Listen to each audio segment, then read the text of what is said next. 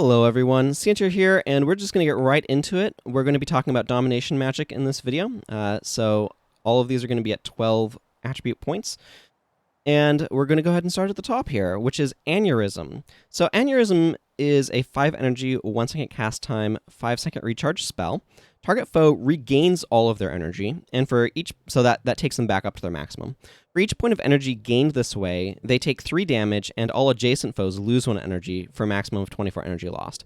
So that might be a little confusing. To explain, if you have, say, 20 out of 40 energy, and somebody uses Aneurysm on you, you're going to gain 20 energy. Because you gained 20 energy, you're going to take 3 times 20 for 60 damage, and any allies that you have near you are going to lose 20 energy because you gained 1 point of energy. So this is a spell that has a couple of different uses. Notably, a lot of the more powerful damage-dealing spells are going to be something like Energy Burn and Energy Surge, which are you're going to see a bit later. And Aneurysm is a way that you can refill enemies' energy pools if they're getting low in order to be able to use Energy Surge. It also kind of combos with itself. It's very quick recharge. Keep in mind, fast casting, which you're probably going to have, is going to make this recharge in just a couple of seconds, around 3. And so you can kind of just keep popping this. You use it on one enemy, they regain energy, and then one near them loses it. Then you can go to that one that just lost energy, and you can keep kind of rotating around. So it kind of works with itself that way. That said, while this is a skill I sometimes consider bringing, I usually am using Mesmer heroes that are doing very specific things, and B, usually what I want a Mesmer bar to be doing is narrow enough that I don't really quite have room for Aneurysm. So to me, it's a solid 3. I think it's a perfectly fine skill. I think it does some really useful stuff, but the thing is, it's just not utility enough to bring, and its damage is very variant and suspect. Keep in mind, like, while this might just absolutely wreck an elementalist because they have such a huge energy pool, it's going to be pretty garbage against a warrior because their energy is very low. So your potential with this is gated, just based upon some of that. It's going to vary profession to profession. And the other thing is that, like, yes, while it will restore all of their energy, which may allow them to be able to do stuff again, like, it's fine, but it's perhaps not doing as much as you would like it to. Okay, Arcane Larceny and Arcane Thievery are the exact same skill. Again, factions, stuff, introducing them. This is a sub-theme that you'll see in the Mesmer, is grabbing skills from other professions or other skills from other skills that are used. All of these skills are generally going to be 2s. Arcane Larceny and Arcane Thievery are 10 energy, 1 second cast time. They don't have a recharge for a good reason. It's spell for 29 seconds. One random spell is disabled for target foe, and Arcane Larceny is replaced by that spell. So these are very hard to use well. There is a illusion magic elite that allows you to be able to, called Signative Illusions. We'll talk about it when the illusion magic video. It works with these skills because it means that while it's active, basically, your skills use your illusion magic attribute instead of their normal attribute, and so Arcane Larceny and Arcane Thievery can actually get you skills that are usable, but for the most part, when you use these, you're going to be taking some random skill that may or may not be useful, or specifically a spell, and you're probably not going to have any attribute points in it. This is more effective, not for gaining you a skill to use, but for disabling that spell for an opponent, which is not terribly useful in PvE because enemies tend to die relatively quickly, and you're focusing in general on broader application disabling or on more single target damage or something like that. You're going to be focusing more on like damage or trying to do things in an area of effect. This is probably not either for Arcane Larceny or Arcane Thievery. That said, I'm going to give them 2s because I think that you can try to make a fun build-around type build with them. Just note that when it says spell, it means spell. So if they don't have any spells, you won't be able to take anything from them. If they only have like 1 or 2 spells, this is a really good way of like silver bulleting specific things that might be really, really causing you lots of problems. So that is something to consider. That said, that effect is probably more useful in PvP if you know that the opponent is like running a warrior with shock or something, so you can take their shock. This might be useful against something like an assassin or a dervish as well, which might be a bit more reliant on a smaller number of spells. But that's very suspect. Again, these spells are incredibly suspect in PvE, just because disabling it is not that useful in PvE, and the skill that the spell that you're getting with Arcane Larceny and Arcane Thievery is not. You're probably not going to have any attribute points in it, so it's going to be very weak. So you have to very specifically build around it. Backfire. 15 energy, 3-second cast time, 20-second recharge. Really relying on fast casting here to get this off in anything approaching reasonable time frame. Hex spell. For 10 seconds, whenever target foe casts a spell, that foe takes 119 damage. That's 119 armor-ignoring damage when they cast a spell. This is very powerful, and it really chunks a caster down. If you have this on you and you have spells, do not cast them, because as you might notice, I have 481 HP right now on this character. 480 is the amount of health that you have at level 20, as kind of like flat. I've got some other stuff going on, but the point here is 119 damage or more probably is going to be like a fourth. It's about a fourth of my max HP. Right now, so that's very devastating. This can be really powerful at taking down enemy casters. That said, they get the spell off, so that's a bit suspect. 20 seconds is a bit longer of a recharge. Keep in mind, you're going to take, with fast casting at 12, you're going to be taking about 7 seconds off of that recharge time. But the big knock against Backfire is the 15 energy. 15 energy is a lot for a Mesmer, and that's going to really strain your energy management. In general, I don't bring Backfire. I think it's a very fine spell, and I'm going to give it a 3 because of that. But the thing is, like, I would rather stop the spells that the casters are using from happening in the first place, rather than, say, take one caster and being like, you're going to, if you try to do anything, you're going to wreck yourself. Also, this only lasts for 10 seconds, which is fairly... like, it's a decent window, but it's a fairly brief window. You might be able to get a good bit of damage off of it, but its rate of efficiency is just a little weak. Okay, that brings us to Blackout. So Blackout is an interesting skill. It is a skill, not a spell. That's important to note out. It's 10 energy, 1 second cast time, 12-second recharge. Skill for 5 seconds. All of touched target foe skills are disabled, and all of your skills are disabled for 5 seconds. This is a really interesting skill. It has a really powerful legacy in PvP, and I think it used to be a lot stronger as well. I think the disable time was longer and things like that. The most interesting note about this spell, or this skill rather, is the historical note. There is an assassin elite called Aura of Displacement, which does not require any attributes, and it shadow steps you to a target foe. It's a maintained enchantment. We'll talk about those more when they become relevant, but the important thing is that they're an enchantment that you keep on you for a certain period of time, and then you can cancel it when you want to. And when you cancel it, you return to where you cast it from.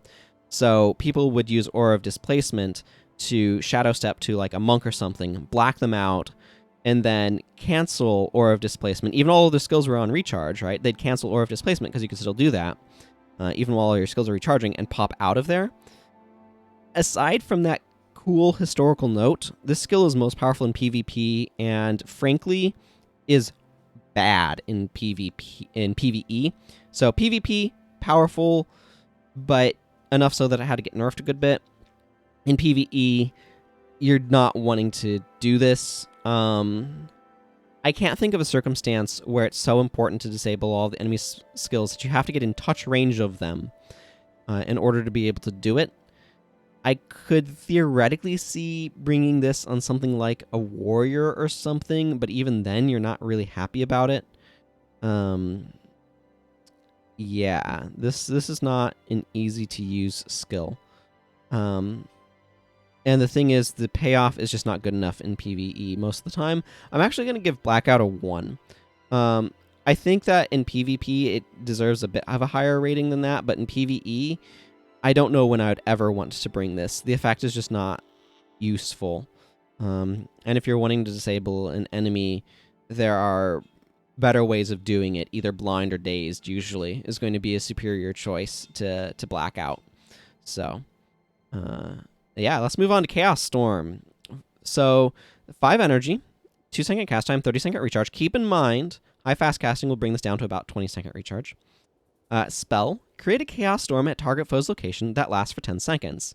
Each second, foes adjacent to this location take 21 damage and lose 2 energy. This, for me, is a 5. I'm almost always bringing this on my Mesmers. First of all, it's very cheap at 5 energy. A lot of Mesmer spells, as you might have noticed, are 10, and so having a nice 5 energy spell is nice.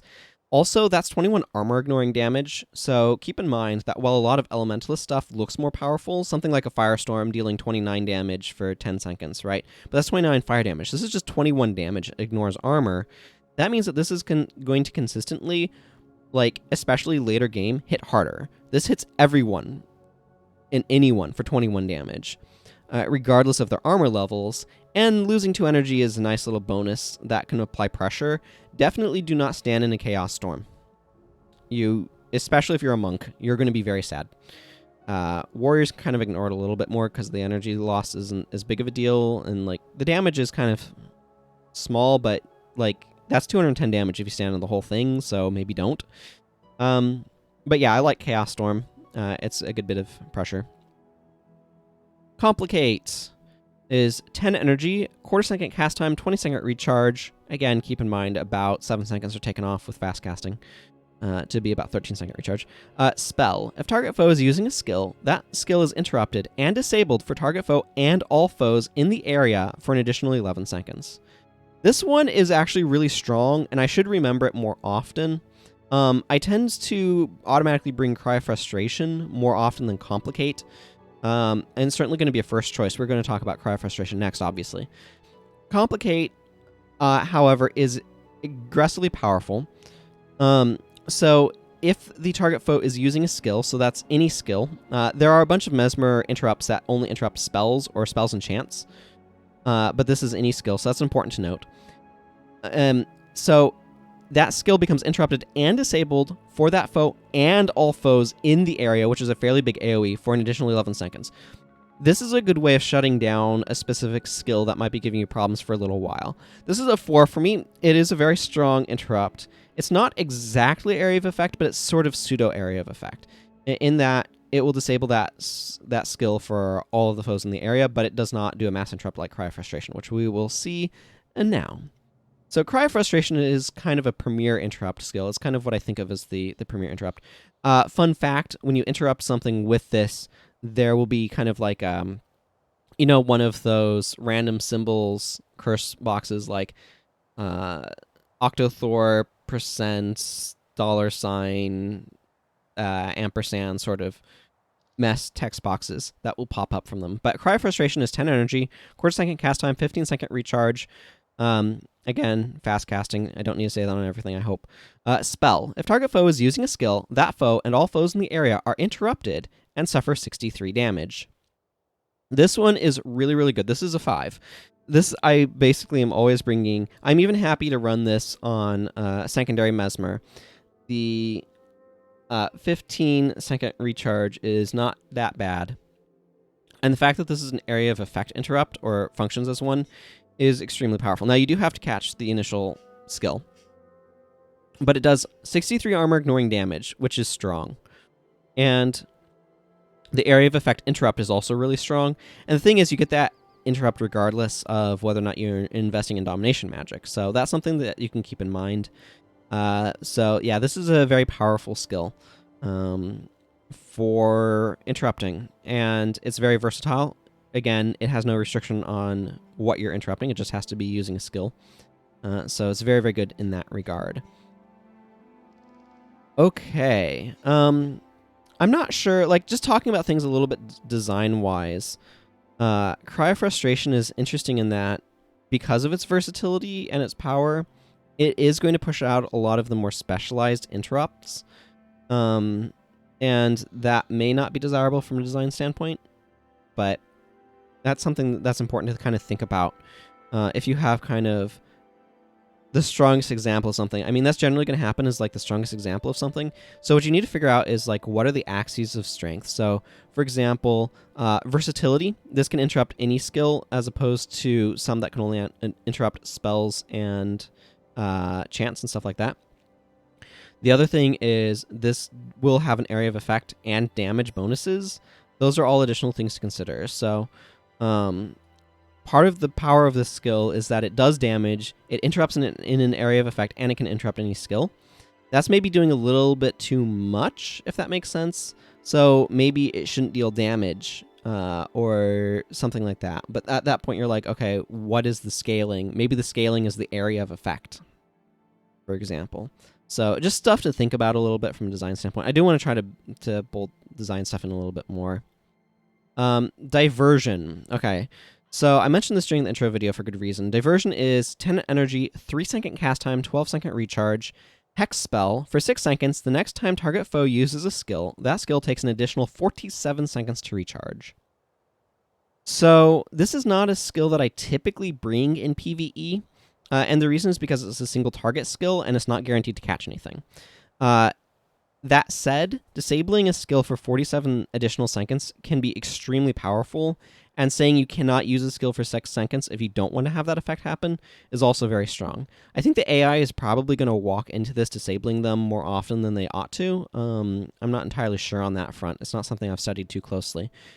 This is a very, very powerful skill, and it's particularly notable if you're able to catch important monk healing skills or ritualist healing skills.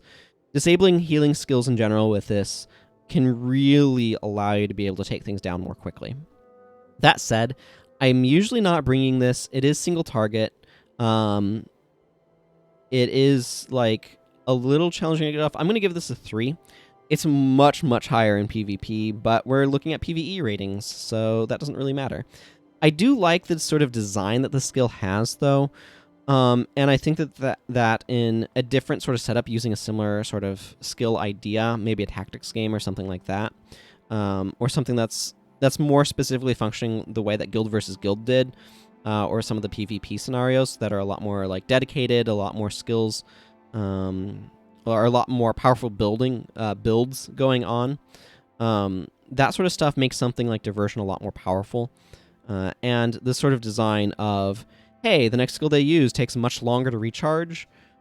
It's a very powerful sort of skill, a very powerful sort of disincentive. So it's definitely a design space that's worth considering, and something that is certainly played around with a bit on the Mesmer. So I certainly appreciate that. Empathy.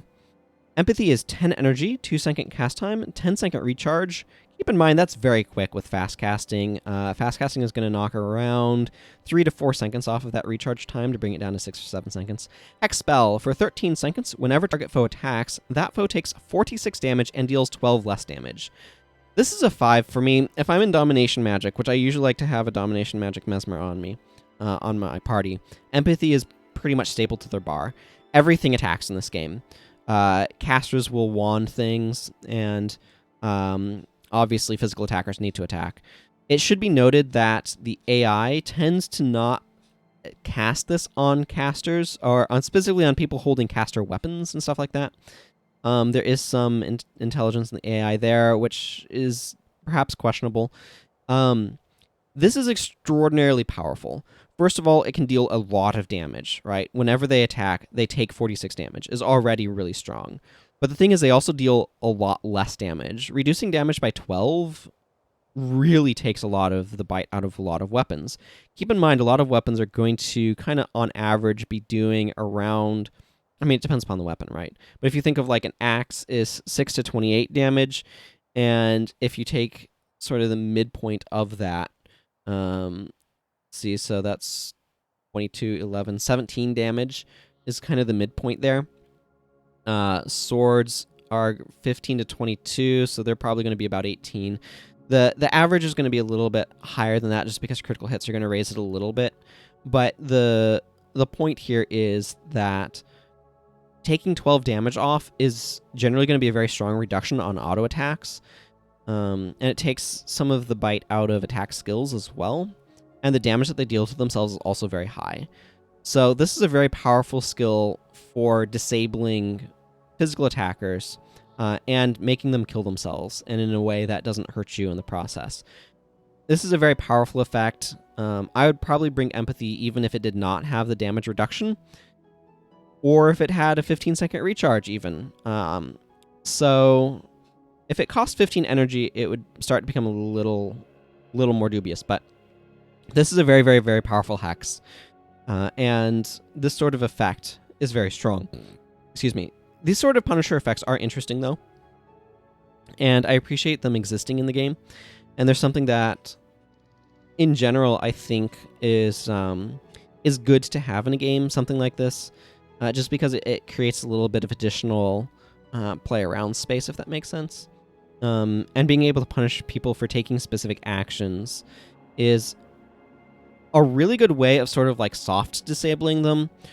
So a hard disable is saying you can't do something. This doesn't say you can't attack. This just says you shouldn't attack. And that's a really interesting spot to be in. And I think that creates a little bit more of an interesting counterplay than just straight up you can't do X. It's definitely like, it's not necessarily more or less powerful, it's just differently powerful. But I think it creates a better play area to say you shouldn't do X than you can't do X. Because saying you can't do X tends to create a lot more feel bad versus you shouldn't do X. Creates a very different feel, if that makes sense. So that's something to really consider. There are some monk skills that prevent attacking, and that's more frustrating than saying, oh, empathy's here. Because here's the thing, is something like pacifism, the monk hex, that says you cannot attack. That means you can't do anything. You don't have a choice about whether or not you attack. Whereas empathy says it still gives you a choice. You have a choice of whether or not to attack. Now, the choice you generally should take is to not attack, right? Because you're going to be dealing a chunk of damage to yourself and you're not going to be doing as much damage. So you probably shouldn't attack when you have empathy on you, but you can. You have a choice to make. And I think it's better to give the opponent a choice, or it's more interesting for them to be given the choice of whether or not to engage in the activity that's being dissuaded than it is to just say you can't do it, full stop. I think that's less fun, that's more frustrating, and that's less engaging. So something like empathy exists in a really good spot in that regard, and I think that's a preferable way of doing things than something like pacifism is. So something to consider. Enchanter's Conundrum. So this is an elite. It is 10 energy, 2-second cast time, 10-second recharge, elite hex spell. For 10 seconds, target foe casts enchantments 180% slower. So this makes them take a lot longer for their spells to get off. So if it's like 1 second, I'm not sure if it's 2.8 seconds or if it's just getting close to 2 seconds. But if target foe is not under the effects of an enchantment when this hex is applied, that foe and all adjacent foes take 82 damage.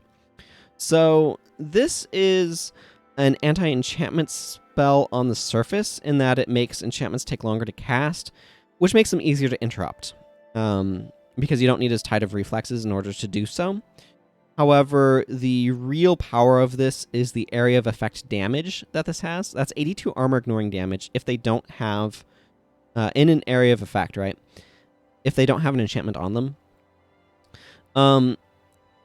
It is a 10-second recharge, which is pretty low. It's 10 energy, which is certainly kind of a cost. This to me is a 3.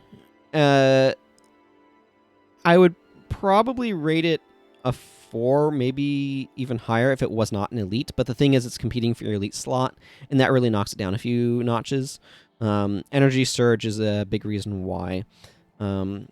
Certainly there are going to be some areas where this is a little bit more viable than others. That's another thing to keep in mind. In PvE, how much are enemies using enchantments? This is definitely a nice skill to have in the game, though, in that it creates some of that sense of, like, some skills are better in certain areas than others, and this is better in an area where there are fewer enchantments going around. So, for example, I think of some of the Vabi area as having fewer enemies that are enchanting each other, as an example, where this might be a better skill. So, stuff to keep in mind. Energy Burn. 10 energy, 2-second cast time, 20-second recharge. Spell. Target foe loses 8 energy and takes 9 points of damage for each point of energy lost. So this is generally going to deal, 8 times 9 is 72, I think. Higher Domination magic will bump this up, notably. But this deals a pretty solid chunk of damage. Now, keep in mind that that damage is going to be decreased if they have very low energy. And this is where something like Aneurysm can restore their energy so you can get more damage with Energy Burn. Energy Burn is certainly a skill that I will frequently consider. I'm going to give it a 4. It's not an elite. It's solid armor ignoring damage. But it is a little bit hefty in the energy cost. The recharge is a little bit long. It is single target. But it is solid, reliable armor ignoring damage, generally speaking. So this is definitely worth bringing. Energy denial type stuff is an interesting type of build to go with. In general, so this can play into an energy denial strategy, right? This is not necessarily the best, you're not going to get as much damage out of something like that. Energy denial is a very powerful way of shutting down someone. Those strategies tends to be more powerful in something like PvP, which tends to be a lot more resilient and take a lot more time for an engagement. Whereas PvE, energy denial tends to be a lot weaker. It probably is a bit better in hard mode, which I don't play as much of. But the issue with energy denial is that it is a pressure strategy, and the goal of a pressure build is to whittle down resources until the enemy hits a breaking point and just crumbles. Those strategies can be very powerful, but they're also very slow. They're a lot like some sort of nickel and diming strategy in something like Magic the Gathering, where it's kind of like a prison strategy or prison adjacent, something where you're just slowly depriving your opponent of resources until they hit an inflection point where they're just no longer able to keep themselves up. So it's going to be something like an Abyss, that sort of idea, where you're keeping your opponent off resources, and then they're not able to defend themselves, and they fall apart. Energy Burn can play a part in something like that, and I think those strategies are very interesting. I really like having strategies that approach combating things in a different way. So it's a lot harder to straight up counter an energy denial strategy, but it takes longer for that to go into effect. And the thing is, in PvE, you don't really need that because the enemies are just not that sophisticated most of the time. So Energy Burn is more often going to be brought as a source of damage, and a pretty reliable one. So it's a skill that has a bit more depth than is typically reached, if that makes sense. Energy Surge is very similar to the previous skill. It's basically an elite version of it. You're going to see that a number of times in Mesmer, where there's skill and then skill that is clearly an elite version of that skill. Similar to Eviscerate and Executioner's Chop from Warrior, for instance. So Energy Surge is 5 energy, 2-second cast time, 15-second recharge, elite spell. Target foe loses 8 energy. For each point of energy lost, that foe and all nearby foes take 9 damage. Okay. So, first of all, this is very low energy requirement for Mesmer. A lot of Mesmer skills are 10, so 5 is really nice to see. 15-second recharge is decently quick. The other thing that you should note, so this deals the same sort of damage as Energy Burn. So at this attribute pointing, these are going to be 8 times 9 is 72. If I bump up my Domination magic all the way up to 16, you're going to note that this is 11 for 99. So getting more Domination magic clearly has a powerful effect. It's going to be 9 energy at 14 Domination magic, which is also pretty reasonable to go to because that's a minor rune and the headpiece being aligned. 9 times 9, of course, being 81. Let's get that back down to 12. Energy Surge is a 5. This is the premier damage spell that Mesmers have in terms of elites. The area of effect is huge. Nearby is a fairly large area of effect. If you remember, Enchanter's Conundrum is decent at an adjacent range and is a little bit more damage than Energy Surge is, but has a different requirement. At least at these attribute ranks, anyway. But Energy Surge is powerful, armor-ignoring damage in a big area of effect that has a low energy cost and a relatively quick recharge, especially with fast casting factored in. Because that's going to be about a 10-second recharge with fast casting factored in. So this is very, very strong. And definitely a skill that I would highly recommend in PvE. It does fall off a bit in PvP for the simpler reason that you're going to often want powerful utility elites more often, but I'm not talking about PvE much.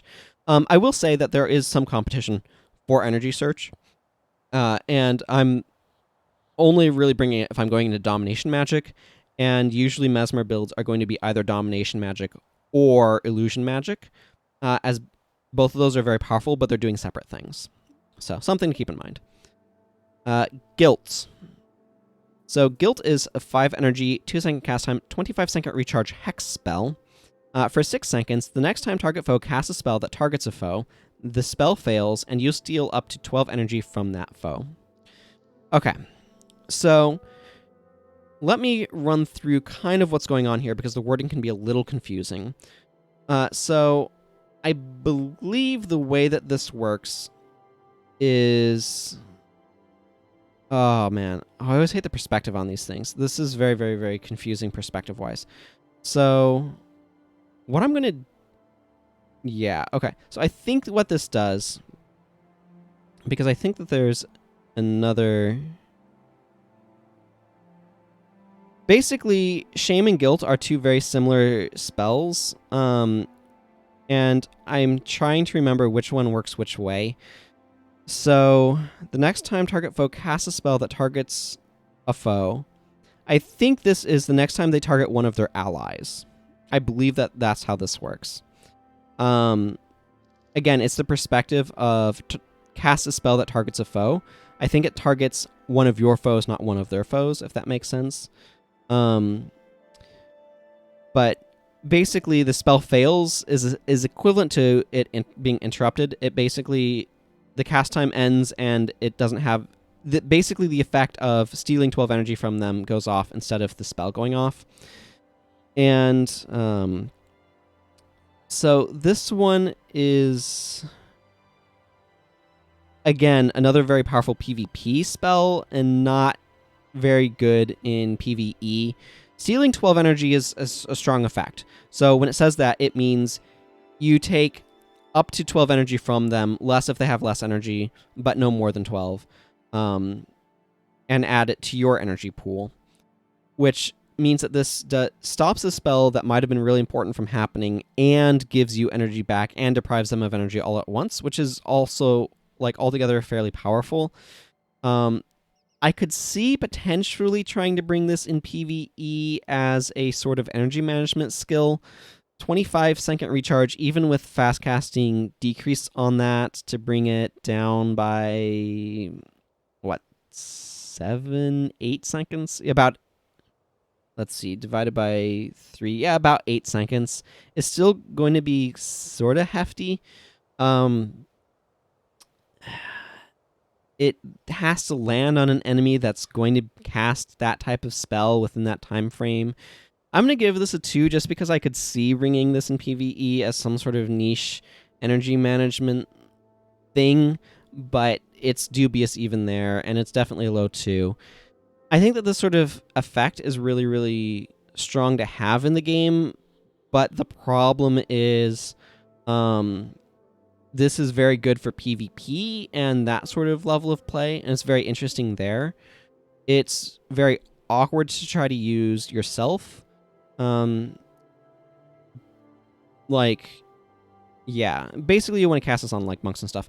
I would say that this is the sort of skill that is really good to have in the game for the AI to use on the players. So while it might be awkward for the players to try to use on the AI using it on the player party creates interesting moments for the players because they have to play around guilt being on them, and that's a strong consideration. And I think an interesting area of design.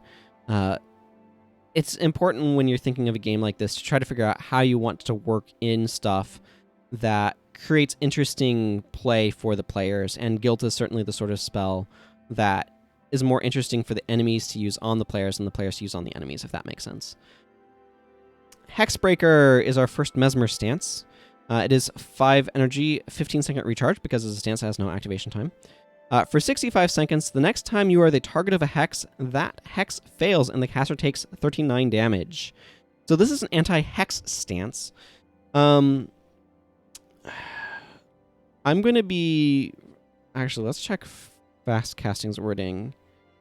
Mesmer spells. So specifically Mesmer spells. So it's not going to affect non-spell skills, which Hexbreaker is. So that's important to remember about fast casting. So honestly, with Hexbreaker, this is a... I'm trying to think about how to kind of process this guy. I'm generally not going to bring this. I think there are better ways of dealing with an area full of hexes than trying to use this stance. A, it only protects you from them, etc. I could see considering trying to bring this on a physical attacker, like as a secondary Mesmer, if you know that you're going into an area with like a lot of empathy or something like that, because this could potentially be nice for preventing that from going on you. You do want some counterplay skills, and this is a counterplay skill. It specifically counterplays hexes, but it does so at a kind of a slow rate, 15-second recharge. And using up your stance slot is very detrimental to certain professions that might be otherwise interested in Hexbreaker, kind of. If this had something like a 5-second recharge, it would be a lot more reliable in trying to stop hexes on you. But as it is, I'm honestly just going to give this a 1. I don't know when I'd want to bring this in PvE. I honestly don't know when I'd want to bring it in PvP either. It's an interesting sort of counterplay skill, and you do want them in a game like this. But I just don't think that this is engaging in that in a way that really makes sense. So, yeah. I don't know. I don't know where I'd want to try to work something like this into a build. Hex Eater Vortex. 10 energy, 1 second cast time, 15-second recharge, elite spell. Remove a hex from target ally. If a hex is removed in this way, foes near that ally take 78 damage and lose 1 enchantment. So we're going to see later, down here, Shatter Hex is very similar. Hex Eater Vortex is an elite version of that. The eliteness is, let's see. Actually, I really want to compare these. If a hex is removed, foes near that ally, so that's a nearby range, take 78 damage. Shatter Hex is near that ally, so same range. This deals more damage and has a quicker recharge, but does not remove an enchantment. So honestly, Hex Eater Vortex to me is an elite version of a skill that's not actually better than the skill that's an elite version of necessarily. It has a longer recharge and deals less damage, and is an elite just for the lose 1 enchantment clause, which is good in certain circumstances, but is certainly not quite worth it. I'm going to give this a 2. I don't think it's like worthless, and I don't hate the idea of bringing it in certain areas, but it does have to be a certain area where there's going to be a lot of hexes flying around and a lot of enemies with enchantments, and I'm going to want to be making sure that I have an ally that's going in melee and getting something like empathy on them that I want to break off and be removing enchantments. Honestly, this would probably be a 3 for me if Shatter Hex didn't exist, but the fact that Shatter Hex is basically going to be better than this most of the time means that this is actually lower rating for me as a result. It's certainly a way of dealing with hexes, but again, like, this is a skill that is really interesting for enemies to have, because players are potentially going to be bringing hexes with them and are often going to be using enchantments to support themselves and reduce damage and things like that more so than enemies are. So this is a good way of attacking players, and it's very interesting from that standpoint. Okay, this brings us to Ignorance. Ignorance is 15 energy, 1 second cast time, 10-second recharge, hex spell. For 18 seconds, target foe cannot use signets. I mean, that's a strong way of denying signets. I want to remind you of something called rust. Let me actually do that, because I think this creates a very interesting point of discussion. So if I take this over to water magic for a moment, I can show you rust. So if you remember rust from the Elementalist video, if you saw that one, rust is fairly similar in concept. So this deals some cold damage, and if you are overcast, foes struck with rust have their sickness interrupted and disabled for 8 seconds. So this will disable in an area of effect, right? This is area of effect. Anti-signet stuff. Now, it does have some requirements on it, but if we go back here to look at ignorance disables signets for 10 seconds longer, but it's not in an area of effect, and it costs more energy, and it has a longer recharge. Obviously, Mesmer fast casting reduces that. But honestly, if I'm trying to stop enemies from using rust or from using signets, I'm going to want to bring rust with overcast and stuff more than ignorance, just because it's going to be an area of effect skill. It has additional effects of dealing some damage and things like that. Ignorance is very expensive. There are circumstances where I could see wanting to bring this sort of effect, specifically enemies that have Signet of Return or Resurrection Signet that allow them to be able to revive their allies. But bluntly, I'm going to want Rust over Ignorance for that purpose. I'm going to give this guy a 1. Now, that said, I think that it's great for a skill like this to exist in a PvP setting. Again, Mesmer's going to have a lot of that. And for the simpler reason that if somebody's making a Signet build, this allows you to be able to stop that.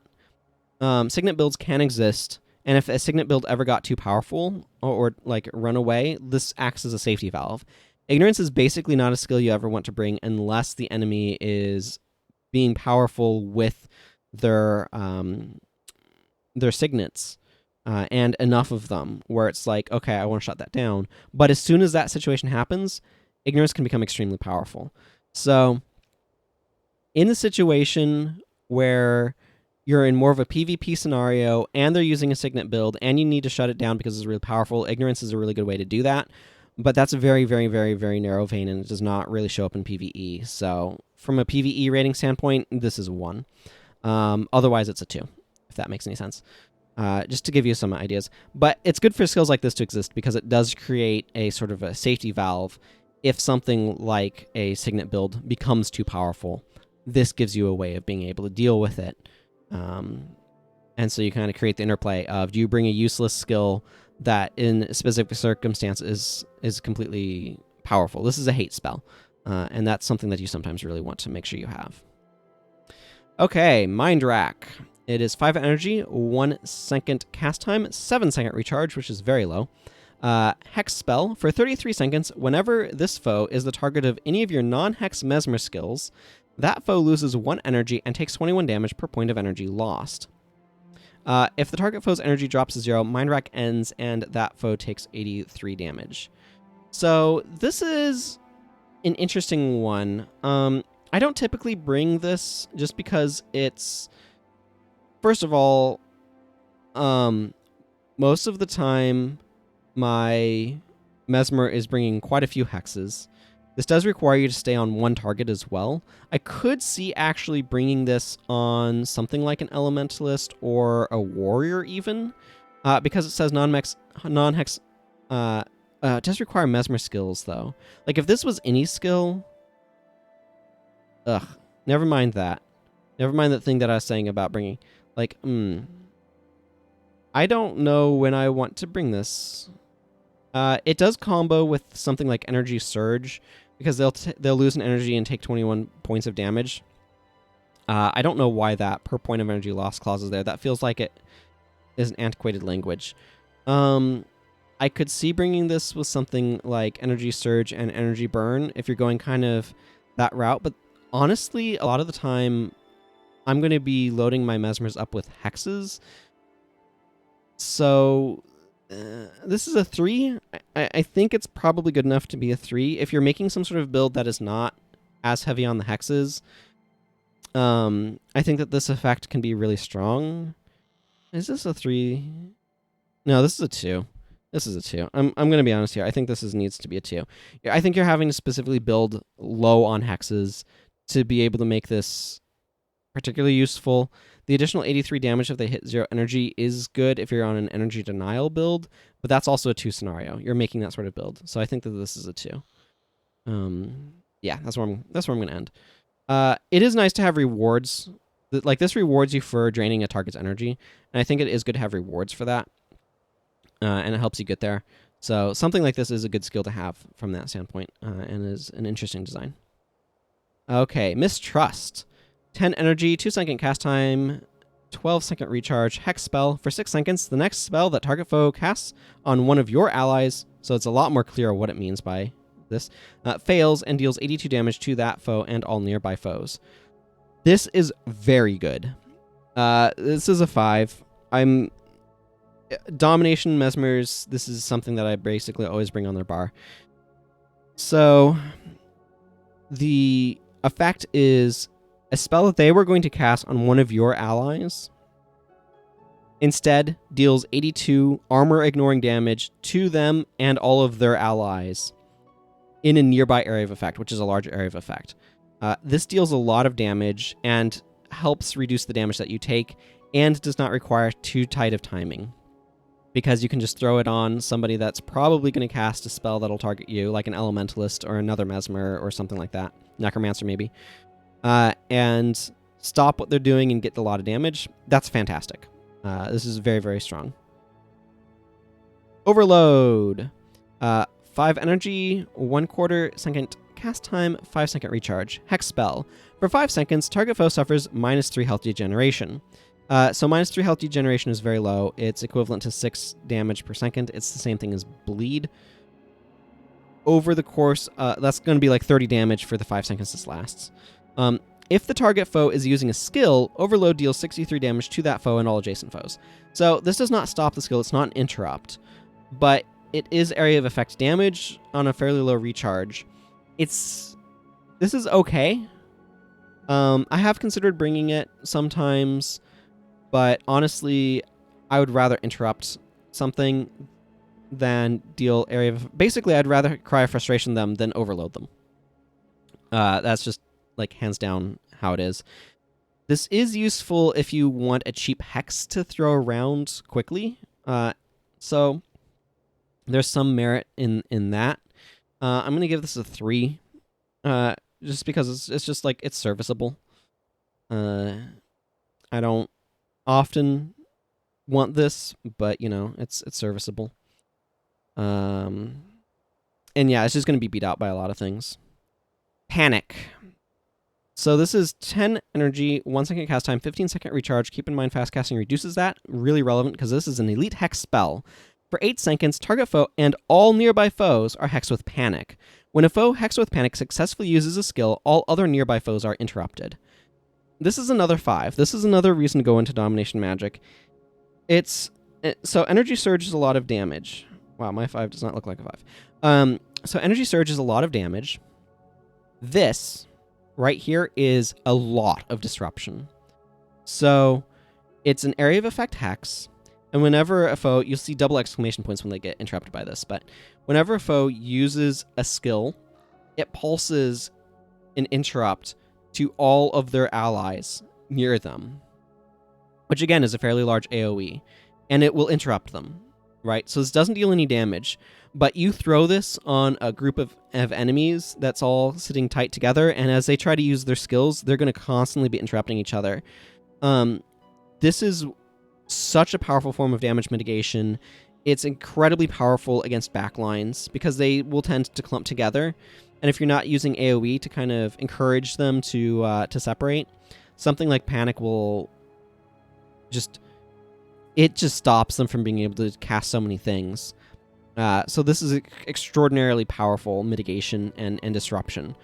It's an extraordinarily powerful effect. Things like these are interesting in that they make you need to split up and separate yourselves. because obviously splitting up is important. There is a way to counter this, but the AI is usually too stupid to do that. So very, very powerful effect. Power Block. This is a very interesting skill from a PvP standpoint, but it's 15 energy, 1/4 second cast time, 20-second recharge, elite spell. If target foe is casting a spell or chant, note it does not affect all skills, only spells or chants. That skill and all skills of the same attribute are disabled for 10 seconds, and that skill is interrupted. That skill is interrupted is a little redundant, but this is nasty when it hits you. Note that it does not work on all types of skills. It only works on spells or chants. That is significant. However, if you're, say, a Paragon and you're using a command chant, which is one of their attribute lines is command, it will disable all of your command skills, including your command shouts. So, while it can only interrupt spells or chants, it can disable skills that are other types of skills as long as they're in the same attribute. So keep in mind, you're only going to be in so many attributes at once, and typically on certain professions, like an elementalist, you're hardcore in like an attribute line. Like, for example, our friend Acolyte Sasuke over here, who I'm going to restore to his ways, is all about fire magic. If he got hit on, say, Rodgort's Invocation by Power Block, his entire bar goes down for 10 seconds. Except for, like, some stuff that doesn't matter. So, Power Block is incredibly disabling. Something like this is interesting because if you know you're going into an area where the enemies have Power Block, it might encourage you to kind of diversify your skill bar a little bit in terms of the attributes you're using, so you can still do anything if you get interrupted. That said, like, this is an expensive, somewhat long recharging interrupt. In PvE, this disabling effect will catch a lot of enemies, but honestly, it's just not worth it. I'd rather panic a group to stop them. I would rather AoE them with energy surge, and there's other interrupts that I'd rather have that are elite than Power Block. So this is expensive. I'm trying to figure out where I'd rate that. Like, I like this skill from a visual standpoint too. Let me grab, like, that icon is really sweet looking, and it's a nostalgic skill to me. But I just don't think it's very good in PvE, if I'm being honest. Yeah, I'm debating whether or not to give this a 1 or a 2. So let me just kind of work through the reasons why. I just feel like I would never want to bring this because it's an elite, it's narrow, it only interrupts spells or chants. It's expensive, it has a sort of longish recharge at 20 seconds. And the disable is just largely irrelevant in PvE. Yeah, I think this is a 1. I don't know when I'd want to actually bring this. Like, the only reason why I'd want to give this higher is because of nostalgia value. But the thing is, there are so many other interrupts available to me, and that expense is just so high, and what you're getting from it is that disable, and it's just so unimportant in PvE that, like, it just doesn't matter. Power Flux.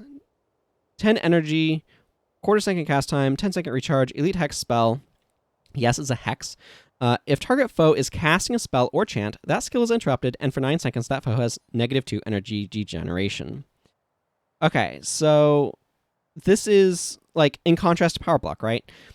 It's cheaper and much quicker recharging, but it still has that restriction, that spell or chant restriction, and honestly, that's going to really hurt a lot of the Mesmer interrupts, because the thing is, Mesmer has just enough interrupts for your bar that will interrupt anything, that only being able to interrupt a spell or chant is actually very narrow. It's not that narrow because most of the things you want to interrupt anyway are spells, but the thing is you can't interrupt like a glyph with this, or you can't interrupt an attack skill potentially that you might want to interrupt. You cannot interrupt a signet, and that's really significant. The fact that you cannot stop signets with these sorts of skills matters a great deal. But a lot of the time you are wanting to interrupt spells, so it's not as narrow. The thing is, this is an elite, and as an elite, there are other things that I want to bring. The other thing is what this skill does is it punishes with less energy regeneration. So 9 seconds of -2 energy degeneration is going to work out to be losing, let's see, that's 2/3 of an energy per second times 9, so that's 6 energy. It's basically equivalent to them losing 6 energy. This does apply pressure, but like power leak. Yeah. This is basically an elite version of power leak, but bad. Because it's not as much energy. It has better recharge.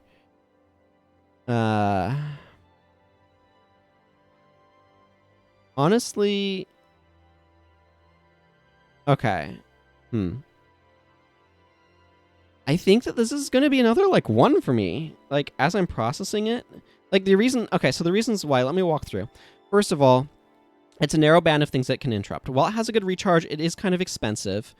The recharge is really nice, but let's just scroll down to fast casting. I'm going to talk about power return later. Let's just take a moment to appreciate. This is a 5 energy, 7-second recharge interrupt that interrupts a spell or chant. It obviously has downside as opposed to upside, but this is a non-elite, faster recharging, cheaper skill. If I want something that's going to be a fast recharging spell or chant interrupt, I'm going to pick power return over power flux. The energy loss on this is not instant. It slows their energy regeneration. That's what 2 energy degeneration does. And while that will cost them energy, it's not as significant as power leak. And the fast recharge is nice, but honestly, like, it's narrow. The hex is not meaningful. And, like, there are other things that I'd want, like, energy surge is better for depleting them of energy.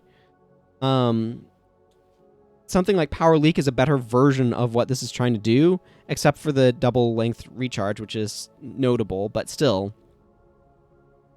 What this does is just not something that you need in PvE as well. Like, energy pressure strategies are just not as strong in PvE as they are in PvP. And I think even in PvP, you have better options. So I don't know what this is trying to do. Well, I know what it's trying to do. I just don't think it does what it's trying to do very well. If this was a much stronger energy degeneration, then, like, if it was, like, -6 or something, or if it lasts for, like, a guaranteed 10 seconds and then the energy degeneration scaled with Domination magics, that way this could go, like, start at, like, -1 and work up to, like, -10 or something like that. Like, -10 energy degeneration is very strong. And that would be potentially almost worth considering. But, like, yeah, this is an effect that sounds stronger than it actually is. And as an elite, this doesn't have a place. Like, so as a counterpoint, this would be significantly stronger if it gave them -2 energy degeneration and you +2 energy regeneration. Like, if it drained their energy rather than just causing them to gain less over time for a little bit, I would actually give this, like, a 3 or something. But the fact that it just simply does something that is just is mostly irrelevant in PvE, and is honestly, like, very narrow and takes up your elite slot, it just means that this is just not worth it. It's definitely interesting to process it though. Power leak. 10 energy, quarter-second cast time, 20-second recharge spell. If target foe is casting a spell or chant, a lot of these powers are going to be spell or chant. So you can see that there's power flux, power leak, power lock, power spike, power block. Like, these are all... I think these are all spell or chant. Yeah. So power leak, if they are casting a spell or chant, it is interrupted and they lose 14 energy. This is a huge energy loss. If I am building an energy denial build, I will consider this. I'm going to give it a 2 as a result. I'm not a big fan of it. Again, like I mentioned, 20-second recharge is kind of long, and energy loss, if you're not specifically building around energy loss, it tends to be less relevant. I'm going to want to bring other interrupts that are more general, more universal. Again, Cry of Frustration, Complicate are going to push this skill out like every time. So that's something strong to consider. Okay. I do appreciate that there's different interrupts for different effects that you might want, but Power Lock is 5 energy, quarter-second cast time, 12-second recharge spell. If target foe is casting a spell or chant, that skill is interrupted and disabled for an additional 11 seconds. So that additional disable goes on top of its recharge. This one's okay. I'm going to give this one, I guess it's going to be a low 3. Like, disabling it for an additional period of time is nice. The lower recharge is nice. Honestly, part of the score here is the fact that it only costs 5 energy, which is really nice and low. The additional disable it has its uses. If you know you're going into an area where they use skills that you maybe want to not see come up as much, then Power Lock is a great way of managing that. But honestly, again, it's going to be pushed out by things like Cry of Frustration for interrupts. And honestly, it's going to be pushed out for by Savage Shot and Distracting Shot as well. Distracting Shot on Ranger can interrupt any skill and disables it for an additional 20 seconds, I think. And that effect is generally preferable to me than Power Lock. That said, I have considered bringing this on occasion. Power Spike. 5 energy, quarter-second cast time, 12-second recharge spell. If target foe is casting a spell or a chant, that skill is interrupted, and that foe takes 102 armor-ignoring damage. I'm probably going to consider bringing this over Power Lock a lot of the time. That said, this is still a 3 for me. Again, if I want fast recharge, Power Return is probably the skill I'm going to bring for this sort of limited pool of effects. Otherwise, I'm going to want something like Cry of Frustration or Complicate that interrupt any skill. And there's some Inspiration Magic interrupts that I might consider over Power Spike as well that work as energy management. So, bluntly, these are fine. Power Lock and Power Spike are fine, but, I have other options that I would rather use, like Signet of Disruption or Distraction, potentially, might be better choices. So, yeah, it's fine. I don't hate the idea of running it, but it's not going to be able to get up to high levels. This is a fairly generic spell to me, if that makes any sense. I don't know. You need some of these sorts of things so that can kind of sit there. But yeah, Cry of Frustration is going to push it out a lot of the time. Price of Pride. 5 energy, 2-second cast time, 8-second recharge, Hex spell. For 17 seconds, the next time target foe uses an elite skill, that foe loses 6 energy. This does not stop the elite skill from going off, and it does not sit there and do it every single time they use the elite. If it did activate every single time they lost the elite, or if it stopped the elite from going off, I would potentially consider this useful. But as it is, again, this plays into an energy denial strategy that you have to be specifically building around. If this was... this is just, cheap enough, fast enough recharging for me to, look at it and not hate it, if that makes sense. So, having stuff that basically punishes people for using their elites makes sense to have, and that's what this does, but it does it in a way that's, pressuring energy pools is strong-ish, but I'm going to give this a 2. Because I think that this does have a place in a specific build that is trying to pressure energy bars, similar to Power Leak and Mind Rack.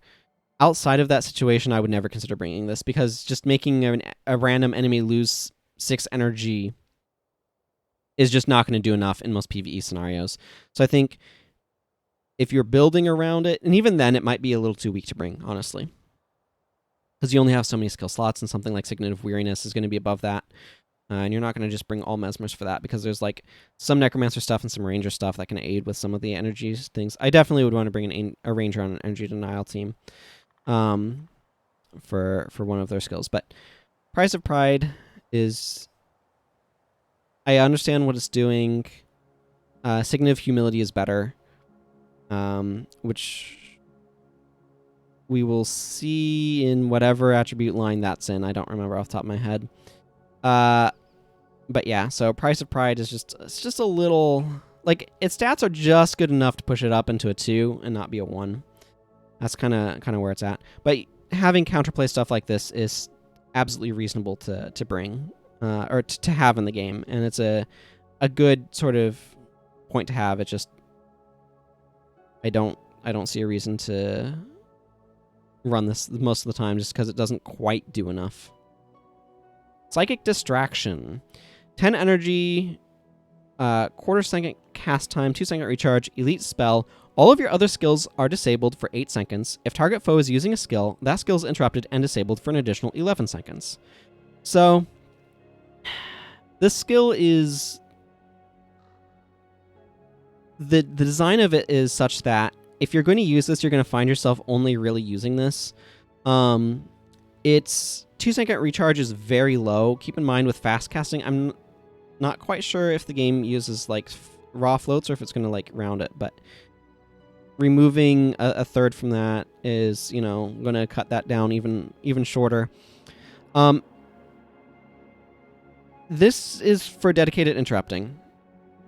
And I'm going to be blunt here. This is not the elite that I want. Disabling all of your skills for 8 seconds is just a bit much. I'd rather bring Panic for mass AoE interrupts. Like, basically, Panic is going to be able to interrupt more skills than Psychic Distraction will, because Panic turns all enemy skills into interrupt all of the enemies around them.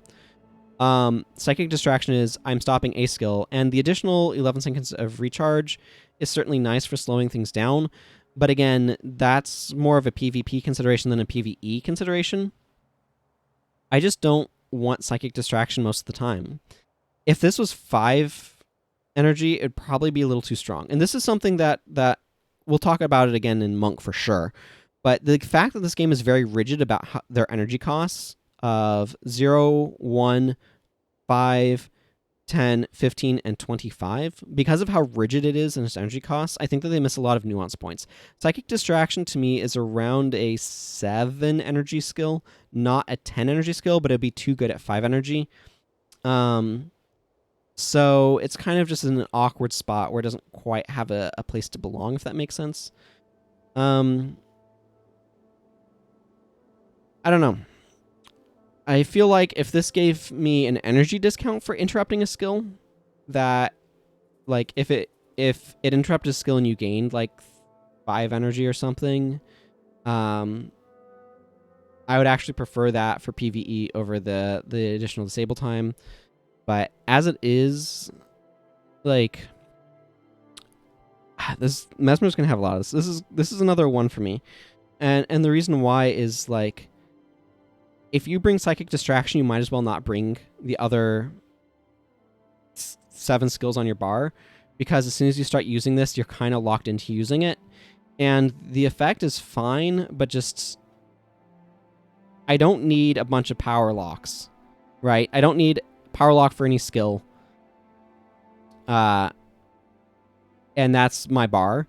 Like, that's just not good enough, honestly. So, yeah, I'm just not... I'm not a big fan of what this thing's trying to do. It's a neat space to try to play around in. I think some of the Ranger skills that are trying to play around in a similar space do so more successfully, though. Shame. So Shame is 10 energy, 2 second cast time, 30 second recharge, hex spell for 6 seconds. The next time target foe casts a spell that targets an ally, I believe that's one of your allies, the spell fails and you steal up to 12 energy from that foe.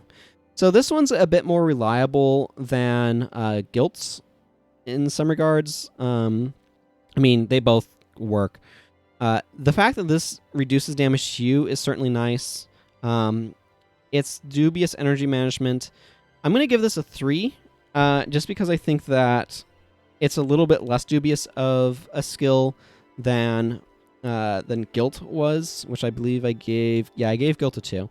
I think shame, if this is working the way I understand it, is a bit less dubious in the fact that it's stopping something from hurting you, which is generally a little bit more valuable than stopping the enemies from helping each other, although both are really good. That said, I'm generally not going to bring this. I'd rather have Mistrust, which has a... Is Mistrust even... Yeah, okay. So Mistrust is just a much faster recharge and deals damage, and I would rather kill enemies than steal their energy, is really what it comes down to. Okay, Shattered Illusions. This is a really cool design. It's 5 energy, quarter second cast time, 6-second recharge, spell. Remove 1 Mesmer hex from target foe. If a hex is removed, that foe and all adjacent foes take 63 damage. This is armor ignoring damage. So this is an interesting spell. It does a really interesting thing, which is play in the space of ending your hexes early for damage. Some of your hexes have effects when they end, and this plays well with them. There's a couple in illusion magic that specifically they're health degeneration that have an effect when they end, such as inflicting deep wound or cracked armor. I really like this skill from that standpoint. However, you are building around it. You're not just slapping this on a bar and calling it good, because most of your hexes are things that you want to keep around. So this is specifically something you're building with. So this is a 2 for me because of that. Like, it's not a skill you just throw in a bar, but it is something that you build with in mind, and that can be very powerful. Interesting fact, I think this is one of the skills that was kind of an inspiration for how some of the, or for a Guild Wars 2 skill and some of the Mesmer stuff there. Because there were, like, this was part of popular PvP builds and stuff for quite a while. I would not throw this on a hero. A hero is not going to use this properly. A hero is going to remove empathy, and you don't want to remove empathy. You want to remove some of these illusion magic spells. Specifically, because we're talking about this one, I might as well call them out. And it's going to be Phantom Pain right here. You can see that when this ends, it inflicts a deep wound. So that's something that's really useful. Shrinking Armor is really useful. When it ends, it inflicts cracked armor. I would say that Phantom Pain is better than Shrinking Armor, although obviously Shrinking Armor has a significantly lower recharge. I believe there's another one as well in potentially Inspiration Magic. Let me take a quick peek. No, there's just another variant on that skill. I was thinking there might be... No, there is. Wait, no, now I'm confused. Anyway, I thought there might be another skill that, like, drains them of energy if you end it early. But I'm not seeing that, so I might be misremembering things, or maybe I'm remembering something else that we'll see later. But anyway, I just wanted to bring up the skills that this works well with, and certainly Phantom Pain is the classic. So this can work. This is actually one that would work really well as well with Overload. If you manage to overload an enemy that's casting that's using a skill, you'll get the damage from that, and then you can pop it off of them. Again, the health degen from that's pretty minor, and you can pop it off of them with something like Shattered Delusions to do some fun chicanery, to get basically another pop of 63 AoE damage. It's a build around me, though, because you are specifically building around hexes that you want to remove from your enemies. You're not just going to slot this into a bar. But it's a really cool space to have, and I really appreciate a build around me like this. So I'm really glad that it is part of the game. Okay. Shatter Enchantment. 10 energy, 1 second cast time, 20 second recharge. Spell. Remove an enchantment from target foe. If an enchantment is removed, that foe takes 83 damage. An enchantment won't be removed if they don't have an enchantment on them, obviously. So this will not deal damage unless it removes an enchantment. 83 is quite a bit of damage. This is a good way to apply pressure, and is certainly an enchantment removal spell I'll consider. I'm going to give this a 4 for that, because I think this is a really good way of responding to enchantments. I do, like, in general, enchantment removal is going to be useful. You might want to do research into an area to determine how useful it is. Typically, the better built an enemy party is, the more enchantments they're going to have, because enchantments are generally going to be very powerful. And a lot of them are going to just do things like reduce damage or provide energy management. So, for example, the Elementalist Attunements are powerful energy management that a lot of enemies are going to use. So having something like a Shatter enchantment is going to be some guaranteed damage. And there's a bunch of like monk enchantments, such as Guardian, that reduce damage that someone takes, and being able to remove those is really useful. That said, I'm not always going to bring Shatter enchantment. There is a no attribute requirement enchantment removal that's also extraordinarily strong that I'm going to consider a lot of the time. And there's also Drain enchantments and Inspiration magic. That's another option. So in terms of enchantment removal, this is a solid choice, but there are a couple of other choices that I would consider up here that'll probably also be getting a similar rating. So something to consider. Shatter Hex. So Shatter Hex is 10 energy, 1 second cast time, 10-second recharge spell. Remove a hex from target ally. If a hex is removed, foes near that ally take 102 damage. So this is significant. Like in general, I'm going to say that this is better than that elite version Hex Eater that we saw. Was it just Hex Eater? I don't know. We saw Hex Eater Vortex. We saw that one earlier. Shatter Hex deals more damage, has a lower recharge, and does not take up your elite slot. All strong considerations. It is fairly quick recharging hex removal. It is also fairly expensive in the energy cost. I probably don't consider this as much as I should. I'm going to give this a 3 because I think that this is some solid hex removal. But here's the issue. I'm going to bring something like Remove Hex for fast recharging hex removal more often. And otherwise, I'm going to bring something like the... is it Hexbreaker or Uria? There's a Paragon skill that removes hexes. I probably should consider Shatter Hex a bit more often than I do. And it should probably get bumped up to a 4, or there's a good chance that it will get bumped up to a 4. But there are other options for removing hexes than Shatter Hex that are a bit cheaper. Also, whether or not hex removal is going to be useful is very zone dependent. And sometimes removing a hex is not like... There's a number of hexes that will be fairly short duration that are just not worth removing, or where the effect is just kind of, it's just not important enough to remove. So keep that in mind if you're going to be bringing hex removal, whether or not it's actually important to remove hexes, if that makes sense, or if you can kind of just tough them out.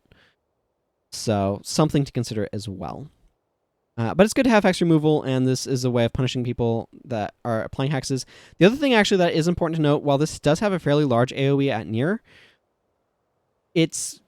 that's still much tighter than spellcasting range. So the fact is, this is a little bit more... it's a little bit trickier to use than it appears on the surface. In other words, so Remove Hex is a monk skill. I can show it to you here on the Acolyte. We'll talk about Remove Hex more in its own time. But as you can see, it just removes a hex as 5 energy, 1 second cast time, 8-second recharge. Now, something like the skill we were just looking at, Shatter Hex, because of fast casting is going to be a similar recharge area. It's probably going to be about 7 seconds, but it is more energy. Remove Hex is easy to use on other professions as well. But the big thing here is that getting the damage off of Shatter Hex is a little bit tricky. So I should probably, like I said, still consider it a little bit more highly than I do. It is definitely going to be useful for removing hexes from your front line to deal damage to their dudes running around. So like if you have like a melee attacker, Shatter Hex goes up in value. But yeah, so... The more I think about it and analyze it, the more I think it's like a 3.5 to a 4. So I'm going to leave it at 3 for now, just because I usually don't use it. And we'll see if use is something that makes me want to move it up, or at least I will see. Your mileage may vary. The energy cost is something that I'm considering on it, though. And I definitely wouldn't bring that just to remove hexes without Domination magic, obviously. Okay, Signet of Disruption. So, again, Signet, so it doesn't have any costs, energy costs. Quarter second cast time, 15-second recharge. Keep in mind, as a Signet, it is not benefited by fast casting's recharge. Signet, if target foe is casting a spell, the spell is interrupted, and that foe suffers 43 damage. If that foe is Hex, Signet of Disruption can interrupt any non-spell skills. So, this one's pretty sweet. It doesn't cost any energy. It does do some damage, and if they are hexed by any type of hex, not just a Mesmer hex, it can interrupt non-spell skills as well. So this can interrupt anything with a cast time and activation time if they are hexed. In general, I'm going to give this a 2. I would consider bringing this if I'm specifically on a hex build where it's more reliable that the enemies are going to be hexed. And more likely if I'm on a Signet build. I'm generally not going to just bring this because, like, bars are tight. There are other things that I want to bring, and it's a little finicky. That said, the no energy requirement is appealing, so it's something that I would keep in mind. So, but yeah, I'm going to, in my limited slots, generally want something like Complicate above this. So I feel that this is enough of a build around that I'm going to give it a 2, because I'm not generally going to just bring it, if that makes sense. Signet of Distraction. Quarter second activation time, 15-second recharge. Again, it's a Signet, not affected by fast casting's recharge buff. Signet, if target foe is casting a spell, that spell is interrupted and disabled for 4 seconds for each Signet you have equipped. This is another 2, and again, it's a 2 simply because I do think that this can go on the Signet build. The disable can get quite lengthy. If you have an entire bar of Signets, so keep in mind, it's going to, at minimum, disable it for an additional 4 seconds, because you have at least this Signet with you. If your entire bar of Signets, that's 24 seconds, which is certainly hefty. It is a little finicky, and I probably would want Signet of Disruption before Signet of Distraction. But I could see potentially running this on the Signet bar, especially if you're going for that whole, for each Signet you have equipped line. It's an option. Signet of Weariness. 2-second activation time. Keep in mind that activation time is improved by fast casting. 30-second recharge, which is not improved by fast casting. Signet. Target foe and all nearby foes, that's a pretty big area of effect, keep this in mind for this, lose 7 energy and suffer from weakness for 10 seconds. So this is a really good part of that energy denial build. I have sometimes slotted this in, although the 30-second recharge not being buffed by fast casting is something that I'm going to want to keep in mind. I did not initially realize that did not affect all Mesmer skills, just Mesmer spells. But the 7 energy loss is quite a bit. The weakness is really nice. The large area of effect on it is really nice. I'm going to give this... I'm torn between a 2 and a 3. I'm going to give this a 3. And the reason why is because I would definitely consider slotting this into a bar, even if I'm not specifically a Signet build, or which would improve the recharges and stuff like that, would take advantage of this being a Signet. Or an energy denial build. If I am an energy denial build, this definitely is obviously something that I want. But it is okay. Simple Thievery. 10 energy, 1/4 second cast time, 10-second recharge. Elite Spell. Interrupt target foe's action. If that action was a skill, that skill is disabled for 17 seconds, and Simple Thievery is replaced by that skill. Hi, this thing is not good. So, we talked about Arcane Larceny and Arcane Thievery earlier. This is a little bit trickier to use because you do have to interrupt. Now, it is an interrupt that can interrupt any skill, and it will actually interrupt any action. That action can include auto-attacking. So that's cute. But, okay, so this one is worse than Arcane Thievery and Arcane Larceny in my mind. The reason for that is quite simple. You cannot bring this with Signet of Illusion at the same time. Signet of Illusion is the only way to be able to get to turn that skill into something usable if it does not just happen to be one of your attribute lines. The other thing is, while this thing is that other skill, you're basically, if you successfully interrupt with this thing, it is on a 27-second cooldown. Because while it is that skill, yes, you can use that other skill, but chances are that other skill is completely useless to you. And so it might be disabled for them, but this skill is also effectively disabled for you. And then once this turns back into Simple Thievery, it goes on recharge, if I remember how these things work correctly. So This is a 1 for me. I don't have a time when I'm going to want this. I don't want to just, like, randomly interrupt. Like, this is at its best if you are intentionally interrupting another domination magic skill off of another Mesmer and stopping them from using it for a while and you getting to use it. That is extraordinarily narrow.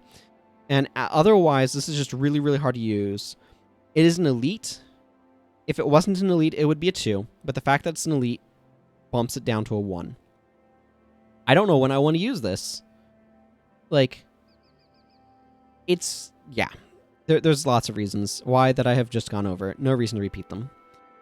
Spiritual Pain. 5 energy, 1 second cast time, excuse me. I got so used to saying a quarter.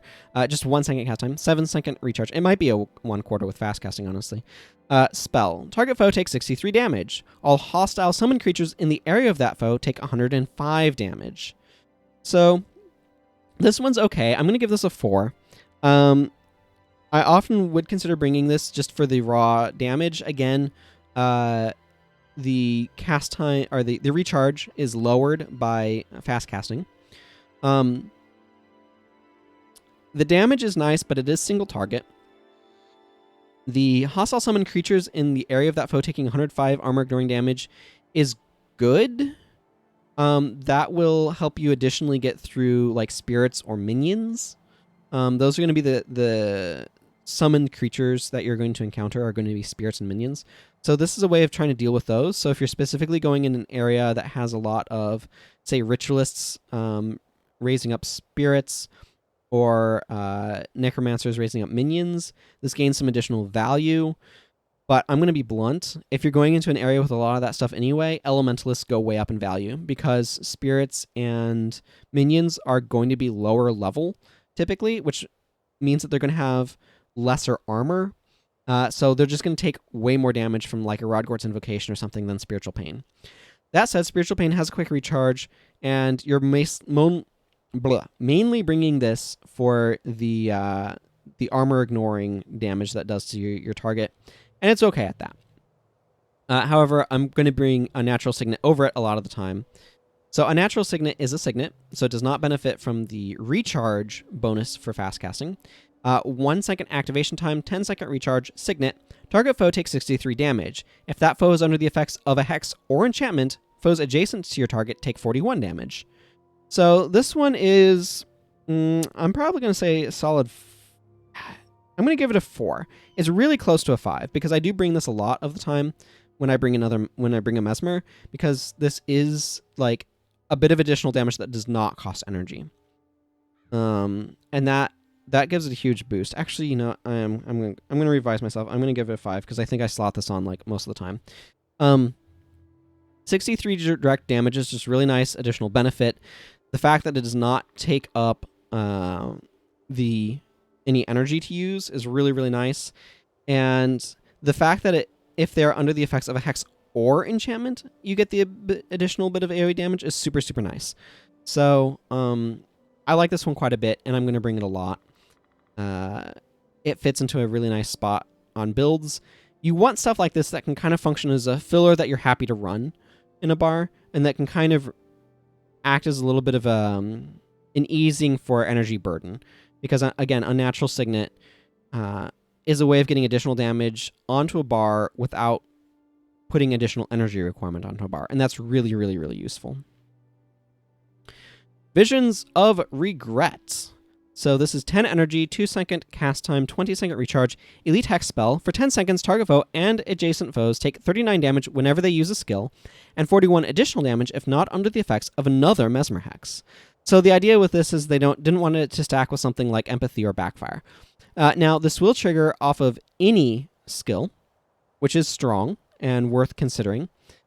So it'll trigger off of like a stance, for example, that something like Empathy and Backfire don't, or Glyph or whatever. This can deal a lot of damage. It is an area effect hex. It is very strong. I'm going to give this a 4 because it is very, very strong. It's a very powerful Punisher skill. The thing that makes me not bring it a lot of the time, one of the big considerations for that, honestly, is that it becomes a lot less exciting when you realize it does not stack with something like Empathy. That said, this is actually probably a skill that I should consider bringing a little bit more often than I do.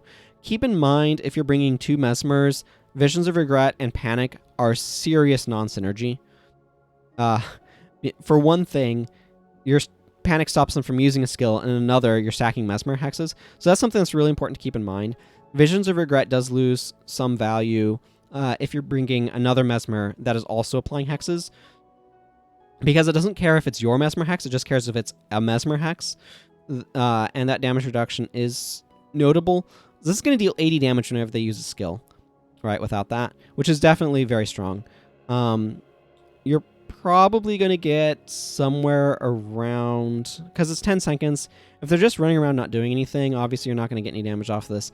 If they do something, if they use a skill, you are going to get some damage off of this. It is a little bit less reliable than other things, so that's something to keep in mind. Energy Surge is going to be more reliable damage in an area of effect. So Visions of Regret is definitely solid. Energy Surge is very tough competition for Domination Magic, and Panic is also, and they're doing very separate things. So I do appreciate that there are Punisher skills like Visions of Regret, and this is certainly a powerful elite for representing that category. So it's cool that it exists. Wastrel's Demise and Wastrel's Worry are very similar skills in that they're both caring about you using skills. So let's just go ahead and go through them. Wastrel's Demise is 5 energy, quarter-second cast time, 3-second recharge, which is very fast. Hex Spell. For 5 seconds, target foe is hexed with Wastrel's Demise. Each second while hexed, that foe and all foes adjacent to that foe take 8 damage, and an additional 8 damage for each second this spell is in effect. This hex ends prematurely if that foe uses a skill. So this so 8 damage is equivalent to 4 pips of health degeneration. But the thing is, that's not what this skill does. It deals 8 damage each second, and an additional 8 damage for each second it's been in effect. So it's going to be 8, 16, 24, 32, and then I think it probably ends because it's 5 seconds. Might end at 40, I'm not exactly sure. It's probably going to deal a decent amount of AoE damage. This is okay. Again, it ends prematurely if they use a skill, so you might not get that much damage off on it. I believe it hexes 1 foe, and then... Actually, I'd need to double check that. While hexed, target foe and all foes adjacent to that foe. Yeah. So this hexes a specific foe, and then anyone near them takes damage. This one's a 3. I think it's fine. I wouldn't hate to run it. It stacks with health degeneration, which is really, really nice, and is part of what bumps it up, I think, a little bit in my mind. And it has very quick recharge. That said, it's a little finicky to use, and I'm not the biggest fan of it. It's okay. That's why it gets a 3. Wastrel's Worry. So Wastrel's Worry is 5 energy, quarter-second cast time, 1-second recharge, which is very, very, very fast. Hex Spell. For 3 seconds, target foe and all adjacent foes take 84 damage. That's after 3 seconds. If that foe successfully uses a skill, Wastrel's Worry ends prematurely and does no damage. So this is potentially a lot of damage. It does hex adjacent foes. So it's an area of effect in hex. So a lot of the time, this is not actually going to deal damage. However, this skill is extremely powerful against Prophecy's bosses. So I haven't talked a whole lot about boss enemies in this game. They do different, like the boss aura means a few things. Usually they're a little bit stronger, like they're a higher level than others around them. If they're dead, then you can use a specific skill called the Signet of Capture to be able to permanently turn the Signet of Capture to any skill that boss has, including elite skills that you do not have. This is how you get elite skills in the game. But bosses also have additional properties. And these additional properties have varied a little bit from game to game. So, for example, in factions, bosses deal double damage. That makes elementalists in that game, elementalist bosses, particularly frightening because they hit extraordinarily hard. I think Nightfall and Eye of the North are similar. I'd have to check specifically what they do. But Prophecies is really interesting. Prophecies bosses are not damage dealers, they're damage sponges. They tend to have dramatically higher armor, but the other thing is they have an inbuilt resistance, I guess you could say, to hexes and conditions that halves their duration. So, for example, something like Wastrel's Demise that lasts 5 seconds would only last effectively 2. Wastrel's Worry only effectively lasts for 1 second, and it's extraordinarily powerful against Prophecy's bosses as a result, because it ends early, not prematurely. It ends more quickly. They will take that damage far more rapidly, so you can basically just sit there and spam Wastrel's Worry on them, and just, like, chew through their HP. Again, 84 armor ignoring damage, and it gets even higher with higher domination. So you just plow through all of their HP relatively quickly with Wastrel's Worry. So I'm generally not going to bring this skill unless I'm going to be in a Prophecies area where I know that there's going to be some durable boss that I'm going to take down. So I'm going to give this a 2. I think that in those sorts of scenarios, this becomes very strong. Otherwise, it's a little bit too fiddly and a little bit too unreliable for me to just generally bring it. I think it's okay, and I don't think it's, like, bad to bring necessarily, but honestly, I just don't think it's worth considering over even a lot of other skills if you, like, unless you're going against a Prophecy's boss where it really shines. I don't know if it should be worth more than that. I just think of this as not getting the damage off a lot of the time. But maybe it's better than I think it is. I don't know. That's kind of where I sit with it. So anyway, that's going to go ahead and wrap up our Domination magic. And let's just say it's a good thing I'm splitting these attribute lines up. Whoo, boy. So next time we will talk about fast casting. So until then, everyone, take care. Goodbye.